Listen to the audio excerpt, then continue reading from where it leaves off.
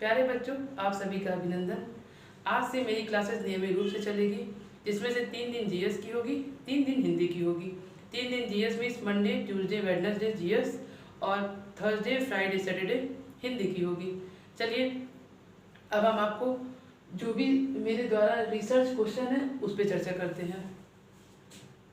पहला है, इकोनॉमी का क्वेश्चन आया है। सरकार द्वारा दी जाने वाली आर्थिक सहायता को सब्सिडी कहते हैं। यह किसी व्यक्ति, व्यवसाय या संस्था को दिया जाने वाला सब्सिडी है। यदि अभी क्वेश्चन में कभी आ जाता है कि सब्सिडी क्या है और ऑप्शन में व्यवसाय और संस्था की चर्चा कर देगा तो आप तुरंत व्यवसाय या संस्था को लगा दीजिएगा सब्सिडी में, ठीक है। दूसरा क्वेश्चन कहता है भारत, ये आपका क्वेश्चन है पॉलिटी का। भारत राज्यों का संघ है, संपूर्ण प्रभुत्व संपन्न समाजवादी पंथ निरपेक्ष लोकतंत्रात्मक गणराज्य है जो 26 जनवरी 1950 को पूर्ण रूप से लागू हुआ था। वर्तमान में 12 अनुसूची हैं और मूल रूप से 8 अनुसूची थी। मूल रूप से कहने का मतलब है कि जब संविधान का निर्माण हुआ था उस समय अनुसूची की संख्या 8 थी। क्वेश्चन बनता है यहाँ से, पहला बनाता है कि भारत राज्यों का संघ है, तो पूछता है कि भारत किसका संघ है, तो भारत राज्यों का संघ है, पहला क्वेश्चन। दूसरा क्वेश्चन ये बन सकता है कि संपूर्ण प्रभुत्व संपन्न समाजवादी पंथ निरपेक्ष लोकतंत्रात्मक गणराज्य। तो यहाँ आपको ये जो लिखा हुआ है ये सीरियस वाइज आपको एकदम सीरीज से याद करना होगा, क्योंकि कभी कभी फिल करने के लिए देता है। दूसरा क्वेश्चन यहाँ से ये बना। तीसरा बनता है कि कब संविधान लागू हुआ पूर्ण रूप से, तो 26 जनवरी 1950 को संविधान लागू हुआ। फिर लास्ट क्वेश्चन ये है कि वर्तमान में 12 अनुसूचियां हैं, ये पूछता है। और दूसरा क्वेश्चन ये बना सकता है कि जब संविधान का निर्माण हुआ तो उस समय अनुसूची की संख्या कितनी थी, या मूल रूप से अनुसूची की संख्या कितनी, तो 8 हो गया, ठीक है। यहाँ से आपको 5 से 6 क्वेश्चन मिल जाता है।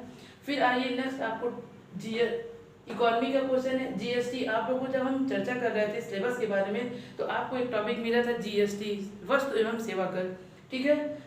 गुड सर्विस टैक्स, जीएसटी के लिए संविधान संशोधन अधिनियम 2016 के द्वारा अनुच्छेद 246A में लागू हुआ था, ठीक है।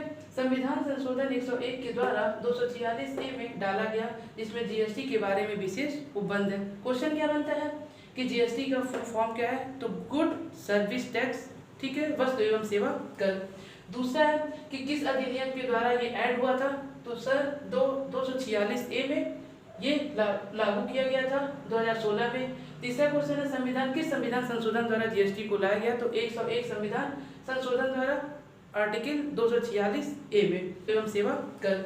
दूसरा है कि किस अधिनियम के द्वारा ये ऐड हुआ था, तो सर 246A में ये लागू किया गया था 2016 में। तीसरा क्वेश्चन है संविधान, किस संविधान संशोधन द्वारा जीएसटी को लाया गया, तो 101 संविधान संशोधन द्वारा आर्टिकल 246A में, ठीक। यहाँ से आपका 5-6 क्वेश्चन बना।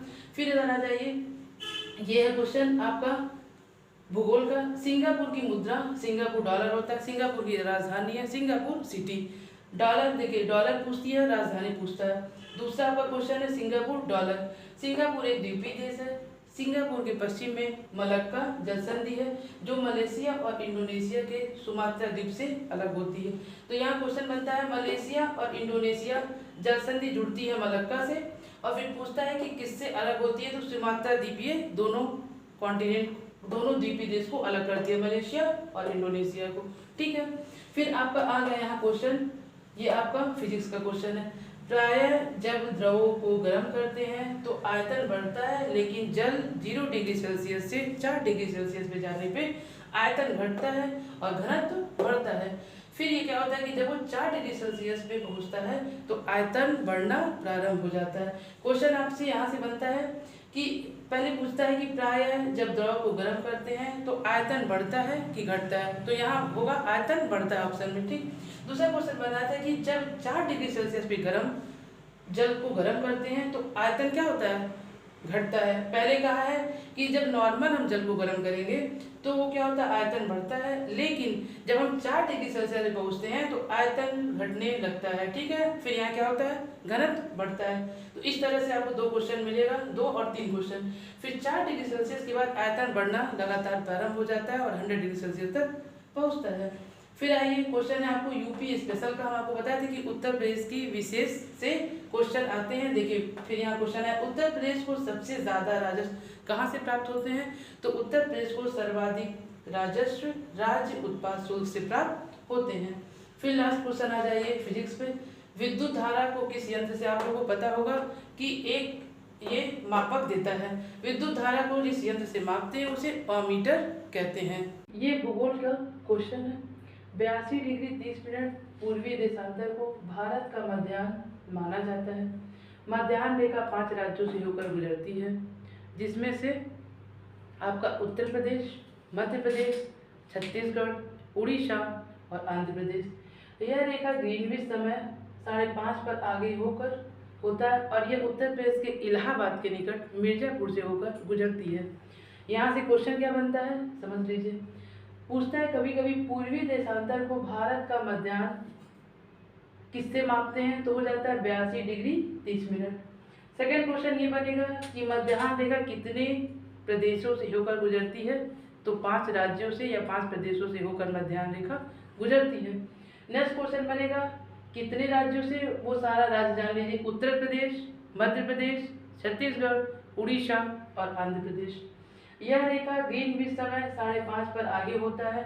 फिर यहाँ क्वेश्चन बनता है यह उत्तर प्रदेश के इलाहाबाद के निकट मिर्जापुर से होकर, कभी कभी ऑप्शन में इलाहाबाद देता है और कभी कभी मिर्जापुर देता है। जो भी आपको ऑप्शन में दिखेगा उसको टिक लगा दीजिएगा, ठीक है। यहाँ से आपको 4-5 क्वेश्चन मिला। फिर नेक्स्ट में आप आ जाइए, आपको फिर ये हिस्ट्री का क्वेश्चन है, एंशिएंट हिस्ट्री। जैन धर्म के 23वें तीर्थंकर पार्श्वनाथ थे और 24वें महावीर जिनको वर्धमान भी कहा जाता था।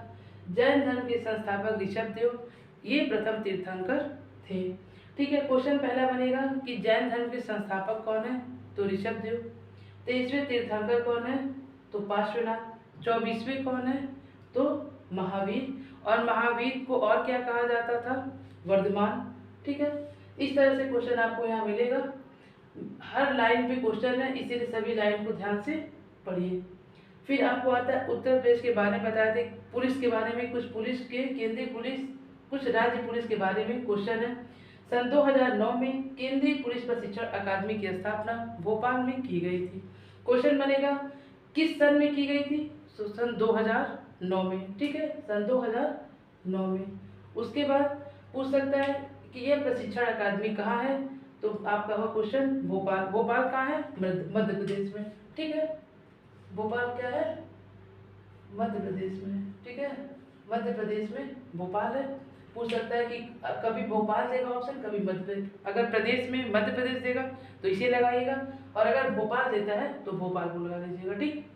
फिर आपका आइए ये साइंस टेक कहिए या फिर कंप्यूटर का, मध्य प्रदेश में, ठीक है, मध्य प्रदेश में भोपाल है। पूछ सकता है कि कभी भोपाल देगा ऑप्शन, कभी मध्य प्रदेश। अगर प्रदेश में मध्य प्रदेश देगा तो इसे लगाइएगा, और अगर भोपाल देता है तो भोपाल को लगा दीजिएगा, ठीक। फिर आपका आइए ये साइंस टेक कहिए या फिर कंप्यूटर का, कंप्यूटर से संबंधित क्वेश्चन है। गूगल अर्थ एक वेबसाइट है जो किसी विशिष्ट जगह को व्यू और रिव्यू करने में मदद करती है, ठीक है। अब आइए फिर यहाँ फिजिक्स का क्वेश्चन है। विद्युत धारा का मात्रक को इकाई भी कहते हैं, ठीक है। विद्युत धारा का मात्रक एम्पियर है। फिर आपका क्वेश्चन है जल में घुलनशील विटामिन। पूछता है क्वेश्चन कि जल में के, तो आप लोग लगाएंगे ऑप्शन में बी दिख जाएगा तो बी लगाएंगे, ठीक है। फिर देता है वसा में घुलनशील विटामिन कौन कौन सा है, तो ए, डी और के। अगर ऑप्शन बना दिया बी, सी, ए, के, तो आप लोग क्या लगाएंगे ऑप्शन में ए, ठीक। विटामिन की खोज फंक ने किया है। इस हिसाब से आपका क्वेश्चन बनेगा, प्रत्येक लाइन में प्रत्येक से क्वेश्चन बनेगा, ठीक है। फिर आगे मिलते हैं नेक्स्ट टॉपिक के साथ। आप सभी को धन्यवाद।